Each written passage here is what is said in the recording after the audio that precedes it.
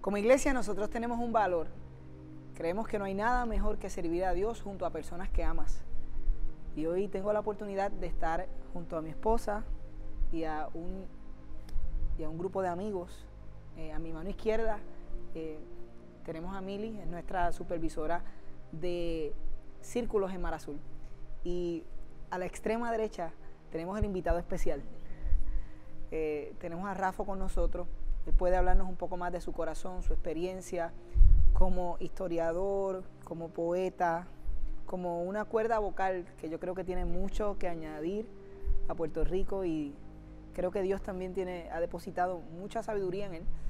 Y cuando comenzó el tema de la división racial, lo que pasó con el caso de George Floyd, lo que estamos viendo alrededor del mundo, en mi corazón, la primera persona con la que quise conversar fue contigo, Rafa, tener este tipo de conversaciones, porque creo que la iglesia debe ser el lugar más seguro para hacer todas las preguntas.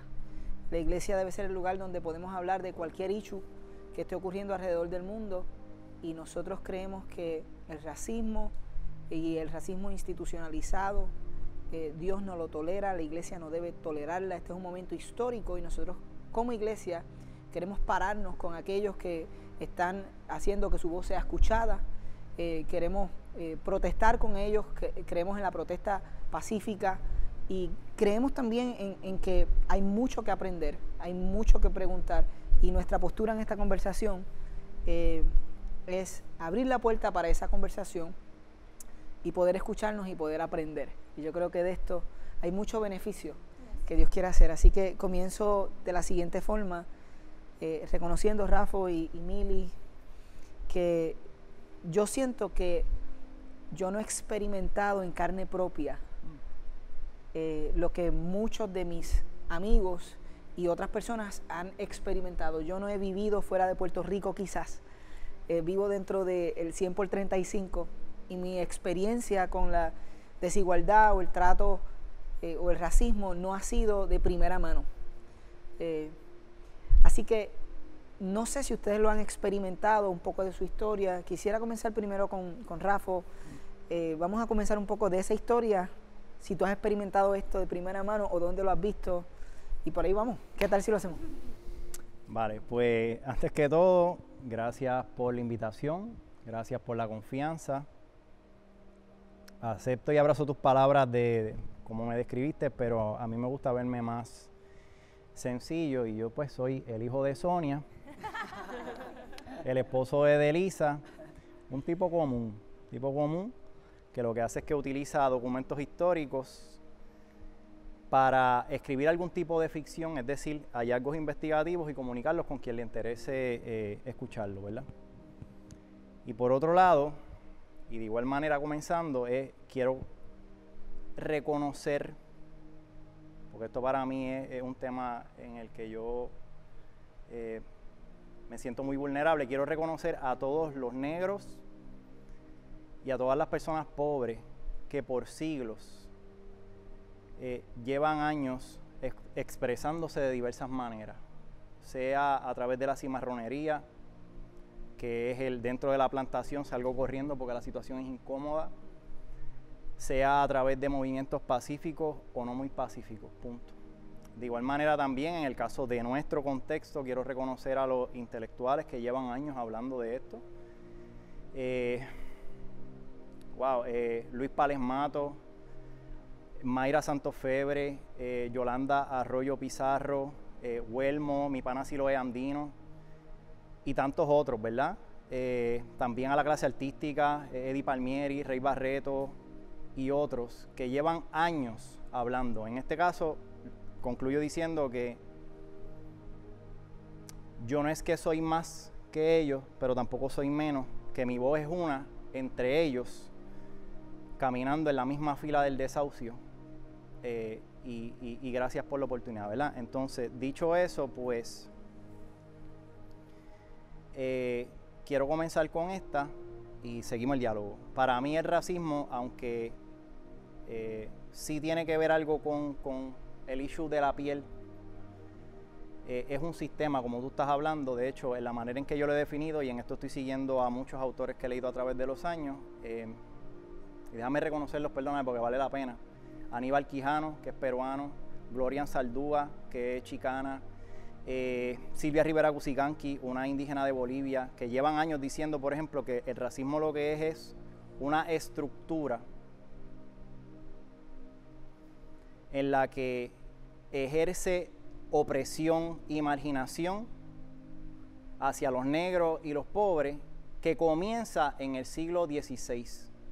Racismo, el racismo que nosotros conocemos, que termina en George Floyd, en el guardia poniendo su rodilla en el cuello, no es el mismo racismo que se vivía antes de la llegada de Colón a las Américas. Esto comienza en el siglo XVI con el sistema de las encomiendas. Llega Colón, ve a este grupo de indígenas y se toma la siguiente decisión. ¿Esta gente son humanos, sí o no? Una vez se determina que no son humanos, pues entonces se les somete a un sistema que se le llamó encomiendas, que era como unos pequeños espacios dentro de, en el caso de Puerto Rico, para extraer oro y minerales, etcétera, hasta que se murieran. Y una vez se establece esa estructura, comienza poco a poco a perfeccionarse a través de los años, y es parte de lo que estamos viendo hasta el sol de hoy. Lo voy a dejar ahí y ahorita sí, retomamos. yo creo que nosotros amamos el que tu claridad y tu pasión histórica debe ser parte de esta conversación. Y yo creo que vamos a explorar mucho más de eso, pero mi pregunta empieza con la idea de cómo esto te afecta a ti personalmente, porque yo creo que en Puerto Rico la mayoría de las personas que escucha lo que está sucediendo no lo ha vivido de esa forma, no ha tenido esa experiencia. No sé si ustedes la han tenido, no sé cómo se sienten en cuanto al tema, pero eso comencé por ahí. Si esto es algo que tú viviste en carne propia, de alguna forma. Estableciendo que es una estructura, sí, porque no he pasado hambre, pero sé que es, y he visto el sueldo de mi madre al final del mes. Cuando tú naces y te crías en la pobreza, tú estás viviendo dentro del sistema racial. Sí, por eso es que limitarlo, y perdona, limitarlo solo a la cuestión de piel tiene una importancia, porque llamamos a la conciencia, por ejemplo. Mira, Dios nos ama a todos por igual. No debe haber, porque no debe haber blanco y negro, por supuesto, pero a la misma vez la contraportada de esto es que no ves la opresión entonces que se sufre, ni el dolor que se sufre a los que nacen y se crían dentro de este sistema sin necesariamente ser negros. Claro, sí, reducirlo a lo fenotípico es problemático. Exacto, eso es lo que está pasando. Porque entonces Entiendo. es solo a los negros allá y a los negros de Loíza, a los negros en claro. Carolina, y entonces pues a mí yo creo que yo no lo he experimentado. Tú quieres establecer que todo lo hemos experimentado porque es sistemático. Es desigualdad social. Es desigualdad social, pero y es una realidad, y yo creo que podemos partir de que eso es real, pero sigo creyendo que corazón, ojo que no ve, corazón que no siente. O sea, si tú no has tenido de alguna forma un encuentro con ver ese sistema, si tú estás inconscientemente siendo partícipe de ese sistema, es más difícil verlo. No sé si tú has tenido ¿cuál es tu experiencia con este tema, si lo has experimentado? Fíjate, yo pienso que me hace mucho sentido lo que hablas, Rafa, porque cuando yo estaba pensando en mi experiencia personal, claro, mi experiencia personal, valga la redundancia, de racismo, pues quizás yo, pues, como tú muy bien dijiste, o sea, yo no, aquí todos somos como pintaditos, pues reducirlo al color, pues no lo he visto, no lo he experimentado, pero sí me remonto a mis tiempos, a nuestro crecimiento, en el sentido de cuando vemos la pobreza. Yo sé y con honestidad puedo ser tan honesta que puedo haber sido parte y aportado a lo que es el racismo de una persona pobre que vive en caserío o residencial. So, si ahí yo lo puedo ver, yo digo, porque entonces pues todos hemos escuchado, o quizás hemos sido los que hemos dicho, es que él vive en un residencial, los que salen de residencial son así, o whatever. Claro, nuestra madurez en el tiempo nos ha llevado a pensar que eso no es así, hemos visto ejemplos, pero sí, ahora que tú, o sea, ese racismo es bien presente. Es inherente, hasta sin darnos cuenta en nosotros, Sí. aunque pensemos que no lo hemos experimentado o que no somos racistas. Exactamente, porque hemos identificado en nuestra mente que si tú sales de ese tipo de sistema, o terminas siendo criminal, o estás en lo que es el campo de la drogadicción, manejando un punto de droga, o sea, no ves otra alternativa. Yo sí, ahora que tú hablaste de eso, yo dije, oh, ok, pues esa ha sido la realidad que quizás yo he visto. Y eso que estamos arrancando. Imagínate un par de minutos en la conversación. Sí. Mili, ¿tú? Bueno, pues tengo que decir que estoy de acuerdo, es sistemático. Yo sí he tenido mi experiencia personal, porque yo fui criada en Estados Unidos. Mis papás me llevan a Estados Unidos, yo estaba en 4º grado cuando voy. Y mi primera experiencia con el racismo, donde yo fui a vivir, Reading, Pennsylvania, era un barrio multicultural. Habíamos negros, dominicanos, puertorriqueños, blancos, asiáticos, ahí había de todo. Mi calle, North Front Street, todavía recuerdo, las que me enseñaron a brincar cuica doble eran mis vecinas negras. Con el que yo jugaba en el alley era mi vecino negro. O sea, yo tenía negros por el lado, la iglesia de la esquina era una iglesia bautista de negro. Yo escuchaba ahí, woohoo, worship, pero moreno gospel del bueno. Y el primer momento que yo comencé a experimentar racismo,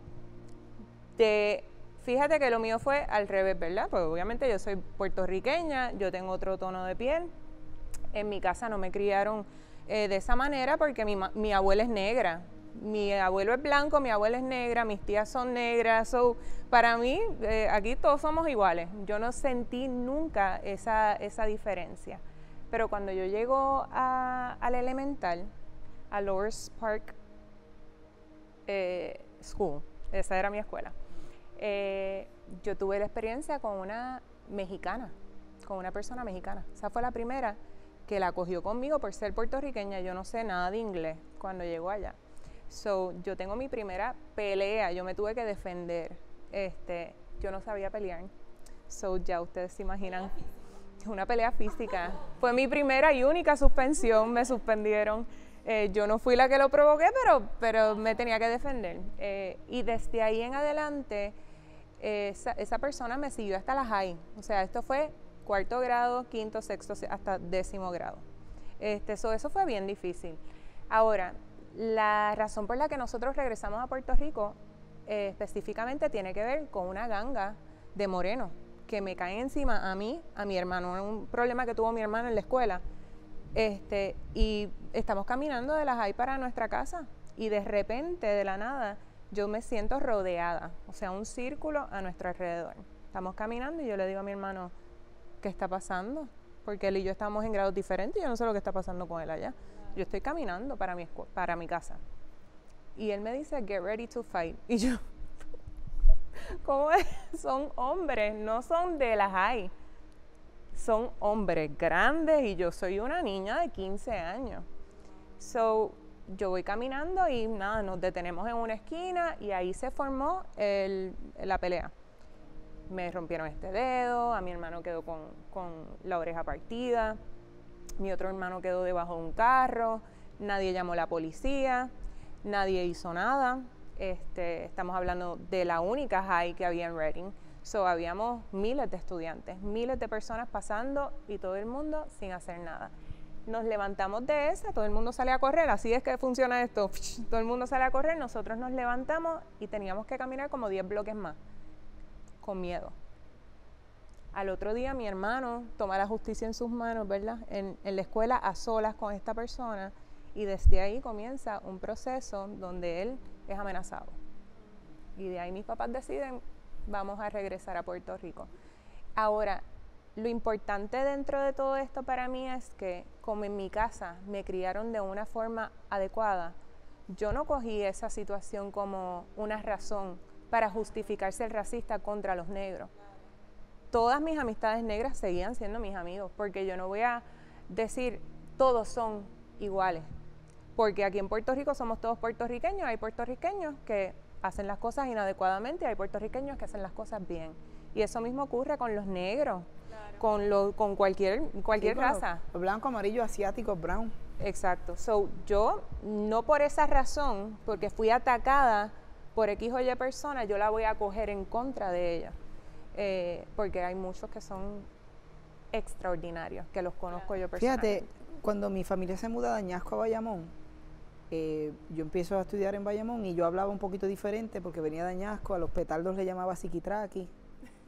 Y empezaron a decirme, fíjate, quizás no experimenté el asunto por la piel, pero empezaron a decirme mexicano, porque hablaba distinto, simplemente porque tenía un poco y también viene a mi mente el proceso de que, digo que no lo hemos experimentado, pero ¿quién de nosotros no ha hecho bromas acerca de otra cultura? Entre nosotros tenemos aquí diferentes culturas y yo creo que hay un prejuicio, la palabra es un prejuicio. Yo creo que estamos hablando de que primero es sistemático y hemos sido todos afectados por él, lo reconozcamos o no. No estoy trayendo la lección, sino tratando de reforzar lo que estoy escuchando. Es sistemático. Número 2, no es solo cuestión de piel y existe en nosotros también hacia otras culturas. Entre nosotros, yo creo que a veces nosotros tenemos una mala idea de nuestros hermanos dominicanos. Totalmente. Y yo creo que pudiéramos escoger y buscar y encontrar un montón de cosas más, que todos nosotros hemos sido partícipes. Y yo creo que es un momento histórico en el que tenemos que decir, ok, como discípulos de Jesús, que decimos, ok, todos somos iguales, ¿cómo llevamos eso a la realidad? Y a la misma vez, ¿cómo tratamos el asunto sistemático? Yo quiero llegar ahí, yo quiero hablar mucho más de esto, pero quiero ser intencional con por qué nosotros tenemos que hablar de esto como iglesia.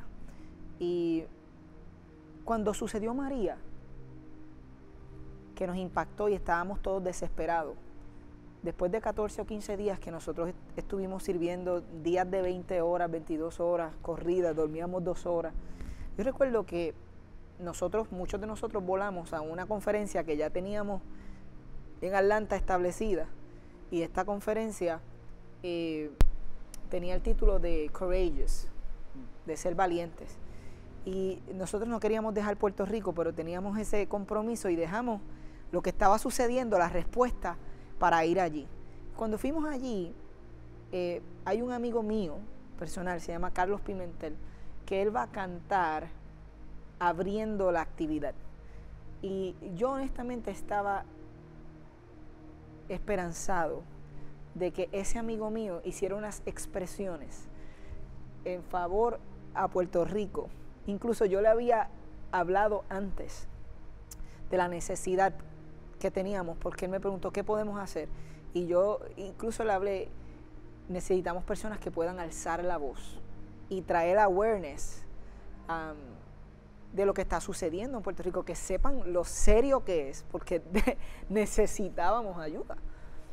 Y esa fue mi conversación antes de la actividad. Ahora hay miles de personas allí, estamos en la actividad, él va a cantar y él hace unas expresiones donde él dice, él saluda al West Coast, donde él ahora mismo vive en California, hace unas expresiones y no hubo ninguna expresión hacia, ¿verdad?, su hermano puertorriqueño que estaba en la audiencia. Incluso alguien más adelante hace una expresión que no es puertorriqueño, que no es puertorriqueño, cubano, hace una expresión, dice, aquí hay un grupo de puertorriqueños valientes que están construyendo en Puerto Rico después del huracán, nos menciona, y eso hace que unas personas que tenían en su corazón servir o cómo podían facilitar, llegaran a nosotros, ese shout out. Exacto.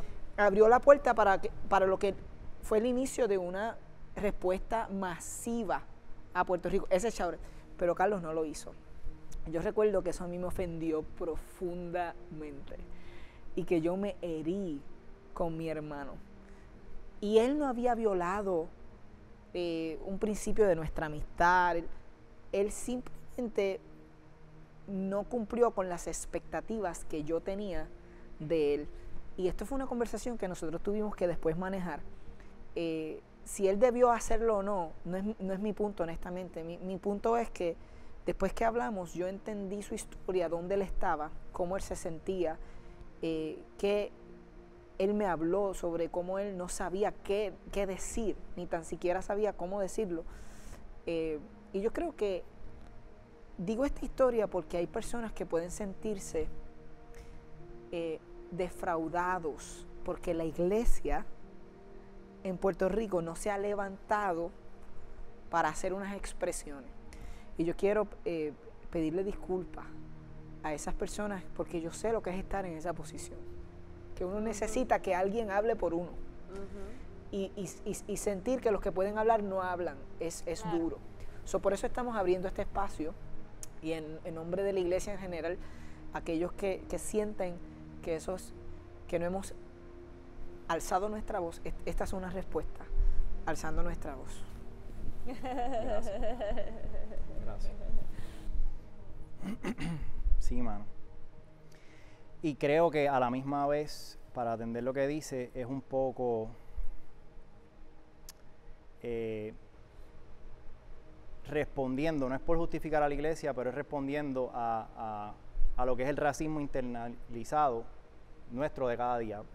No sabemos cómo atenderlo, no sabemos por dónde empezar. El problema es bien complejo porque cuando tú empiezas a difuminar los colores, pues entonces ves que esto no es solo que, como vuelvo y repito, no es solo lo que le afecta a los de Carolina o a los de Loíza, esto estuvo afectándome a mí. Cuando ves pobres condiciones de trabajo y todo esto es porque, mano, es a whole system, you see?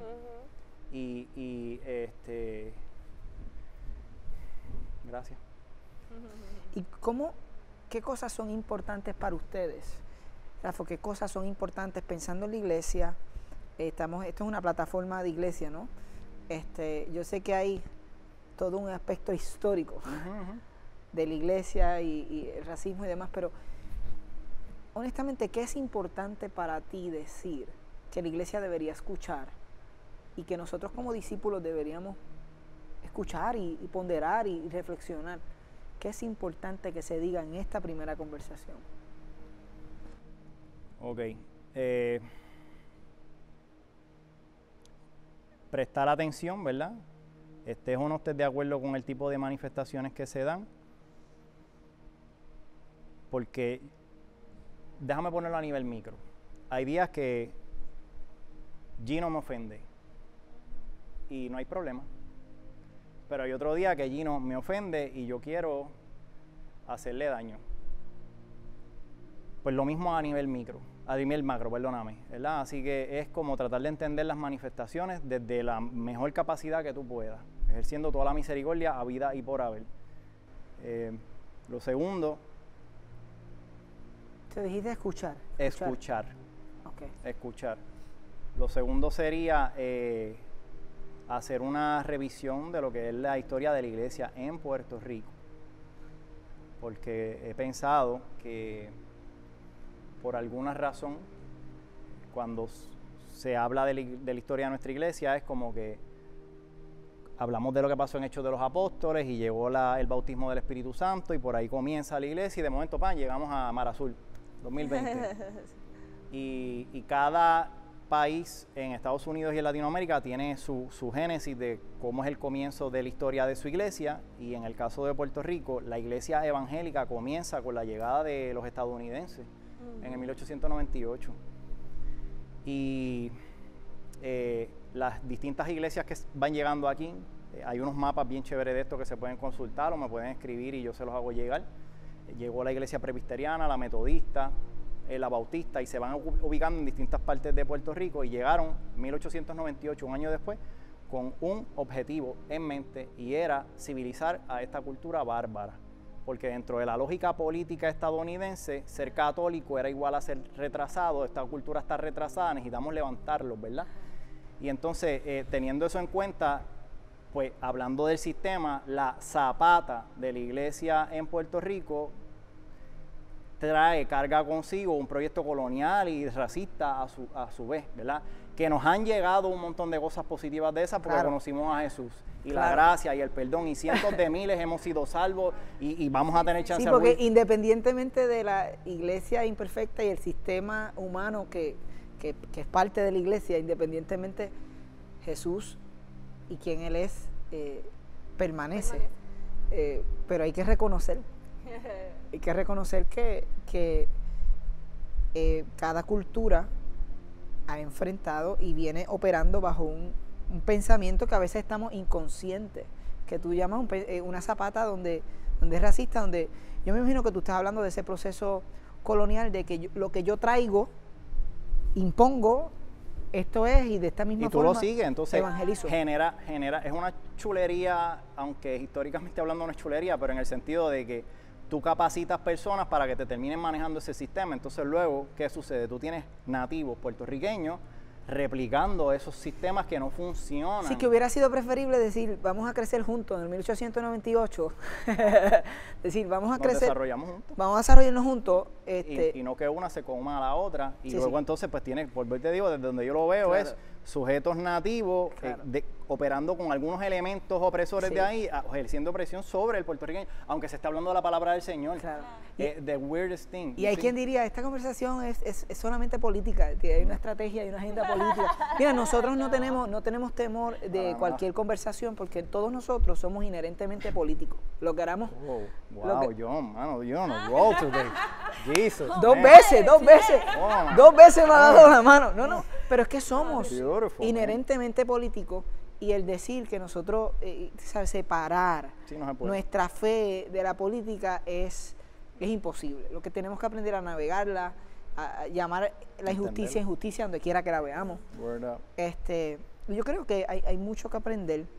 Yo creo que no podemos escondernos de esos temas. Pero no sé qué les parece a ustedes, que otras cosas son importantes, quizás también desde la perspectiva, no sé, de la mujer en este proceso, porque se está hablando estamos hablando ahora mismo de la igualdad, pero eso nos lleva entonces a pensar en el proceso de lo que se creía que era permitido para una mujer o no hacer y todo ese proceso. Eso es interesante.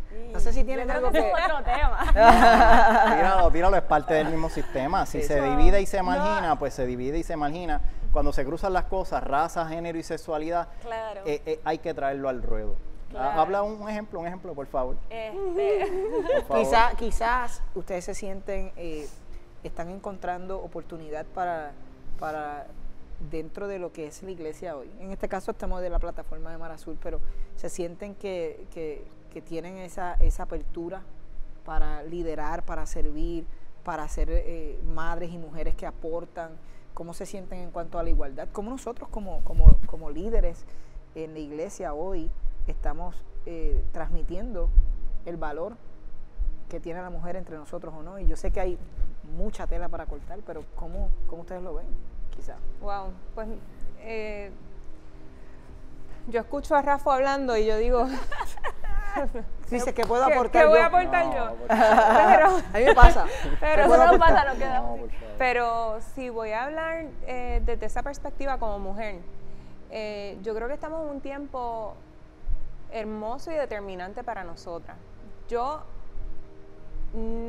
puedo decir que he visto la experiencia de la mujer siendo marginada, no teniendo misma paga por el mismo servicio, ¿verdad? Wow, ese es otro tema. Que eso es un tema, pero es una realidad porque tú tienes un gerente varón y tienes una gerente mujer y entonces el varón gana, tú sabes, $15,000, $20,000 por encima de lo que gana la mujer, que se sacrifica en muchas ocasiones mucho más. No, muchas no, siempre se sacrifican más. Siempre. Sí, porque somos las mamás, o sea, y esposas, y se espera de ustedes unas y cosas, amas se de tienen- casa, sí, y mano. hay trabajos Perdón, que por default nos tocan a nosotras, que no debe ser así. Yo doy gracias a Dios por el hombre varón que yo tengo en mi casa, que él hace de todo, inclusive es el babysitter, Ahí porque está. no es babysitter, él es el papá de mis hijos, Claro, y claro. así debería ser. Pero sí he notado esa experiencia entre mujeres que tienen menor paga que varones. Pero si voy al sistema de la iglesia, o por lo menos mi experiencia aquí en Mar Azul, yo tengo que Wow, todo el Wow, mundo me está dando aquí la voy. mano hoy. 3 veces. Voy a dar la mano, ¿por qué? Porque yo veo que la mujer en Mar Azul tiene una voz. Good. Y vamos a comenzar con nuestra pastora, ¿verdad? Cristina, que tiene su voz y nos representa a todas. Pero cuando tú vas al nivel del liderazgo dentro de nuestra comunidad, yo veo a muchas mujeres en posiciones de liderazgo con una voz clara y contundente. Por Y a mí- mencionar algunas, Will, Mónica, Ana, O sea, hay mujeres, Débora. Débora, Adicional Fabiola, adicional a que Cristina, están en la audiencia. todas. Sí, porque Mar Azul Kids, o sea, todo esto es liderado por unas mujeres que son Fabiola. unas genios en lo que hacen y lo hacen con una pasión increíble, con amor a Claro. Dios sobre todas las cosas. Y se han levantado con un liderazgo que es sorprendente. Claro. Y a mí me enorgullece ser parte de una comunidad que la mujer es así de validada.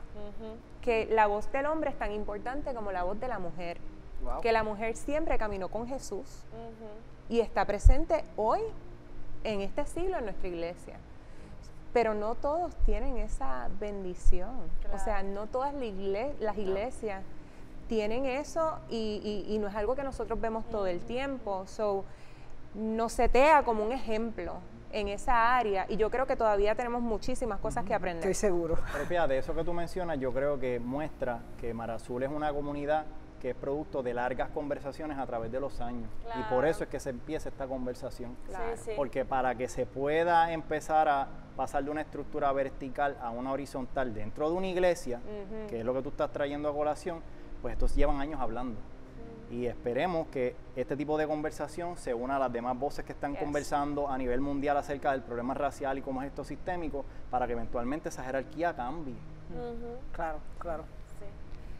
Pues, ay, qué gracioso, porque yo le huyo a este tema totalmente, porque yo comparto la misma opinión. O sea, yo pienso que poco a poco hemos ido mejorando en el sistema de iglesia. Yo sé que hay otras mujeres que se pueden sentir como que no soy escuchada. Pero yo, parte de lo que, y soy vulnerable, parte de lo que me causa, ¿verdad? Un poquito de hesitancy al momento de hablarlo es porque a veces yo pienso que lo que puedo decir con un movimiento feminista puede cruzarse de una manera con con el rol de la mujer en la iglesia y a veces nosotros no nos damos cuenta. Para mí es como el constante deseo para mí es como nosotros navegamos en tener una voz y sentirnos validadas con tantos mensajes que la sociedad nos da de desigualdad en las mujeres. Fíjate. Entonces, Wow. a mí me destroza porque yo pienso que eso siempre va a ser nuestra lucha desde el principio. Nosotros, Adán y Eva pecaron y escrito está que la mujer va a querer gobernar sobre el hombre. O sea, ese va a ser su talón de Aquiles, como quien dice. Entonces, como yo navego el hecho de que hay un pecado que quiere salir de mí todo el tiempo y yo quiero pisotear a esta persona que está a mi lado, ¿sabes? Y como yo navego la idea de que yo necesito también una igualdad dentro de este proceso, ¿me entiendes? Para mí por eso es que yo digo que es una conversación Sí. candente, porque yo quiero que toda la mujer se sienta validada. Yo he experimentado validez de parte de John. Yo creo que en estos últimos años ha sido más. O sea, yo nunca he puesto esto es personal en nuestra relación, nunca he puesto la falta de validez en su persona. O sea, nunca he dicho, es porque John no me dice que haga esto, es porque John no me abre la... O sea, eso no lo he experimentado yo. Ha sido simplemente quizás cosas mías que yo en mis complejos y en mis cosas pues no me he atrevido o no he sido forward en hacerlo. Pero nunca he podido ese peso. Yo quiero que toda mujer se sienta así dentro de un marco de qué es lo que Dios realmente desea. Al igual que lo mismo la conversación del racismo. O sea, parte de que hay una persona que se cree superior a otra. Pues I don't want to feel that, como que yo no quiero llegar a sentirme superior a él. yo creo que nosotros somos iguales. So, yeah, ahí lo dejo. Wow. Espérate. Mira, yo quiero. Ay, he shake my head. Go ahead. Yeah, wow. Yo quiero añadir ahí, porque yo también tengo que serme vulnerable, que yo siento esas tensiones cuando queremos hablar de estos temas, porque así como no podemos separar la política de lo que somos, no podemos separar la teología de lo que somos, y la teología que cada uno de nosotros tiene, el que dice que no tiene teología, tiene, porque es la forma, es lo que piensa cuando piensa en Dios. Esa es la teología de cada uno.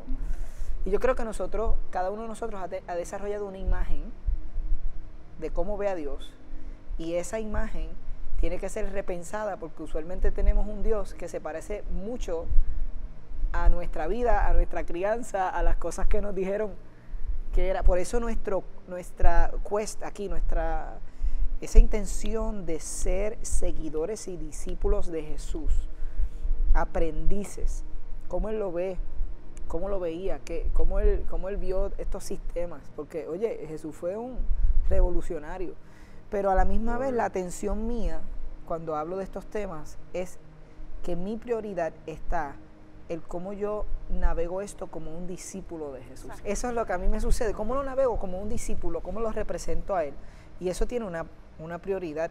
Pero mira lo que me pasa, me da tensión cuando voy a hablar de temas que yo sé que son correctos, porque dentro de esos temas correctos veo usualmente la persona que es más vocal o que más ruido hace, usualmente yo con gracia puedo entender su expresión, pero estoy en desacuerdo con la forma en la que lo está llevando a cabo, o tú sabes, y requiere, y como tengo esa tensión, es como digo, hay verdad en lo que estás diciendo, pero la forma en la que lo estás diciendo, como no estoy de acuerdo con ella, y me da tensión de alinearme o de levantar mi voz, porque quiero ser claro con mi propia convicción, y esa es una tensión que yo no sé cómo ustedes la manejan, pero es la tensión que yo creo que Cristina sí. está expresando. Tenemos unas convicciones que las hemos ido repensando todas, claro, pero están ahí, y cómo uno es parte de la solución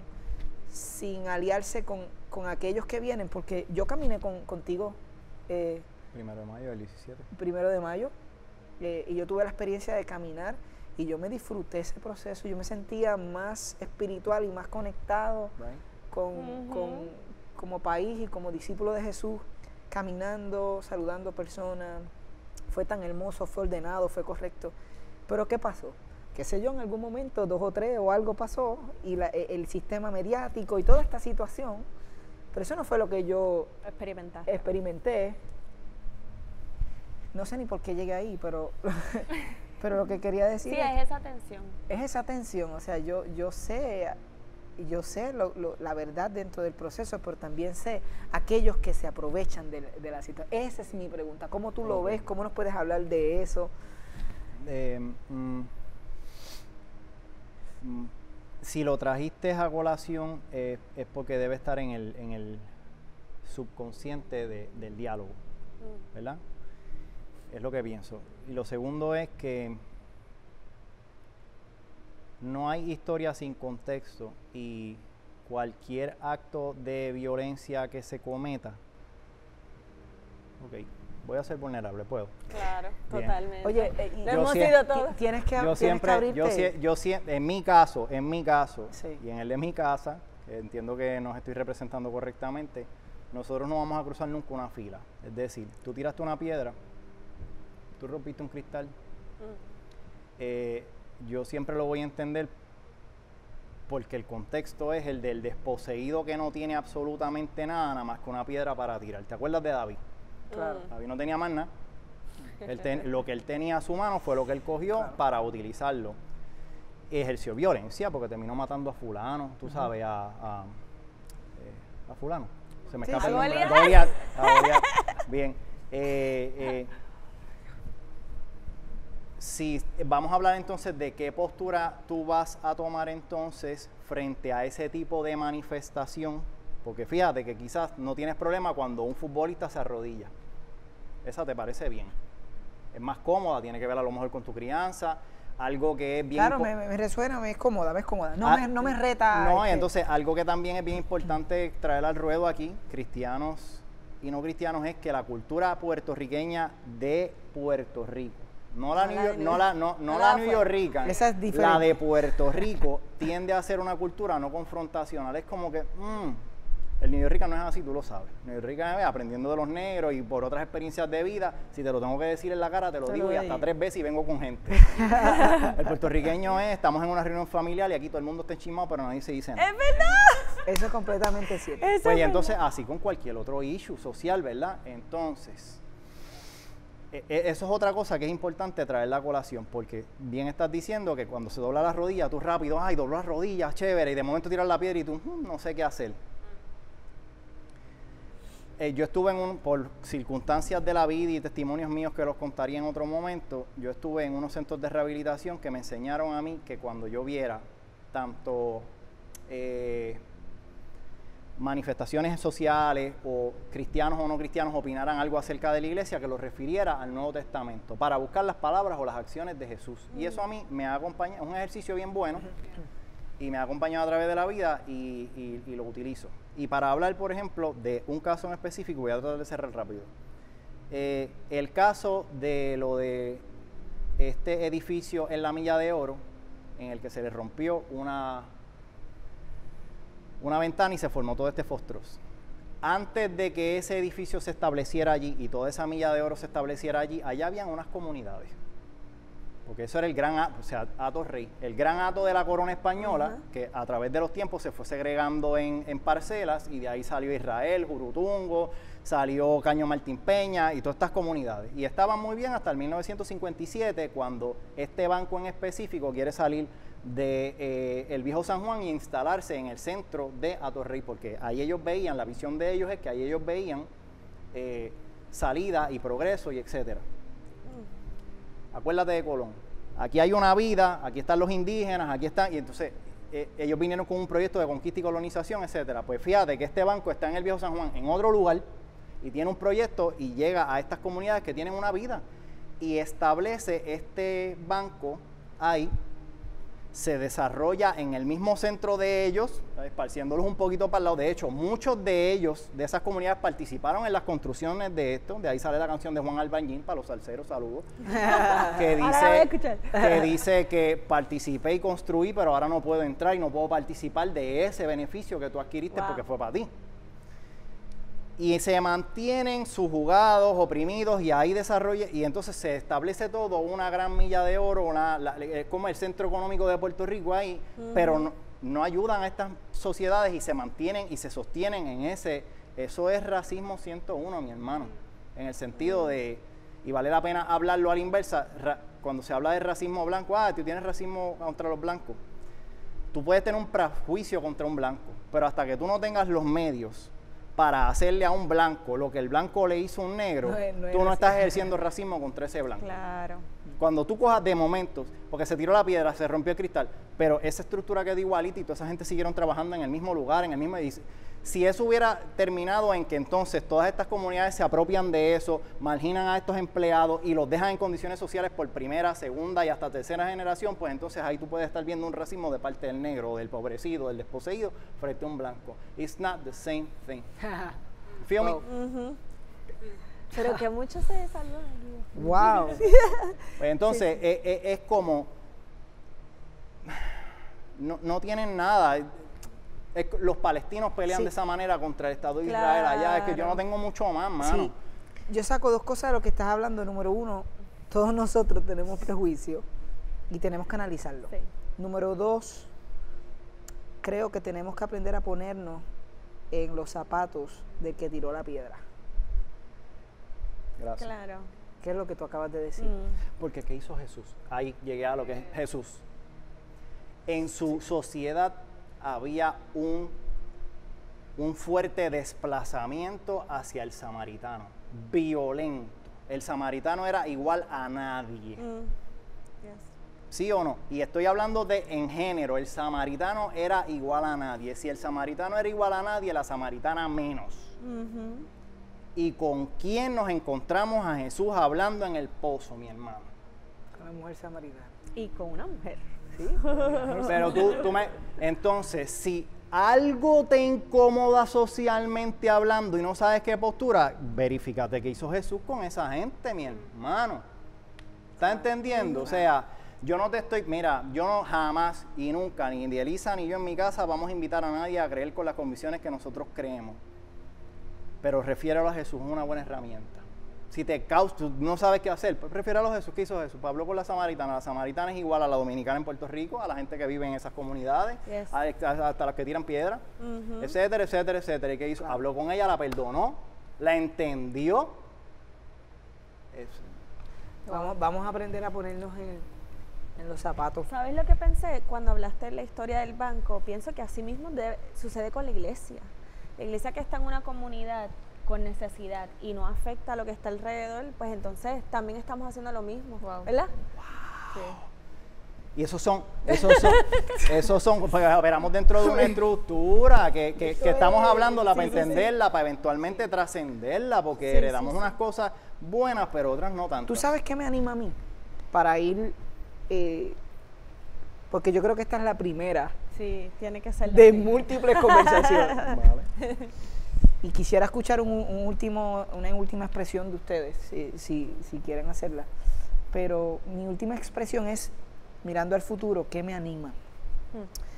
Antes, como tú dices, Rafa, cuando se hablaba o se pensaba en ir y compartir el mensaje de Jesús o hacer misiones, se veía de una forma muy diferente a como se ve ahora. Y ya en la estructura de la iglesia se habla de cómo nosotros vamos a alguna otra cultura o a alguien que pensamos, que pudiéramos pensar que es menos privilegiado que nosotros, y cómo vamos con una actitud muy distinta, una actitud de nosotros no venimos aquí como salvadores, nosotros venimos aquí a aprender, a caminar juntos. Esa idea de que se camina juntos, Emmanuel. se desarrolla juntos, Emmanuel, Dios con nosotros, el Dios que se muda al vecindario.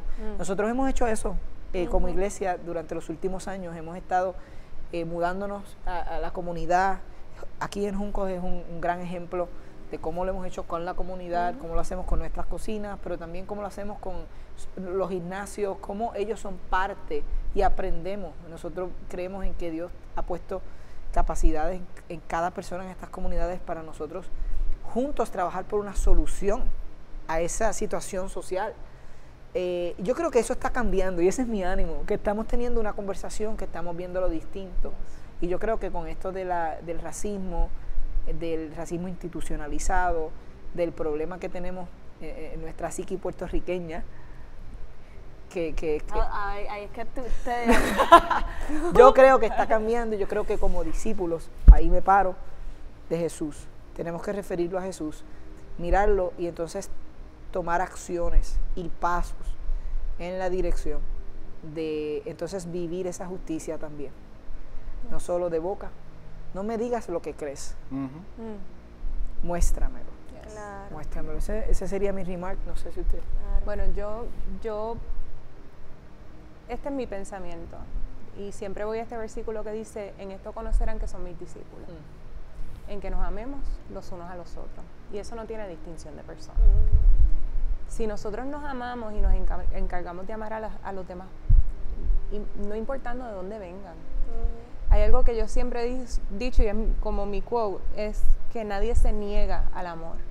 No hay nadie que se niegue a ser amado. Nadie No se resiste. So, mi posición no debe ser juzgar a los que están tirando la piedra. Mi posición debe ser amarlos con compasión. Claro. Porque hay una historia detrás.